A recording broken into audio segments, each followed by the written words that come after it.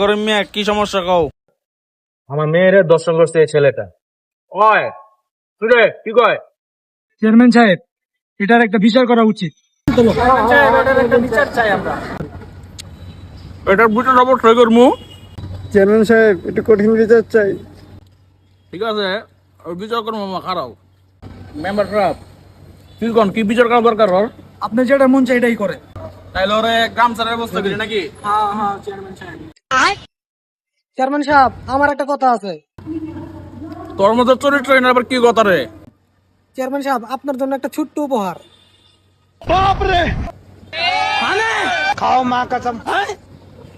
কি রে মনা, কি করলে তুই এটা? মায়া, তোমার মায়া চরিত্রহীন, তোমার মায়ার লগে ওর বিয়া দিয়া দাও।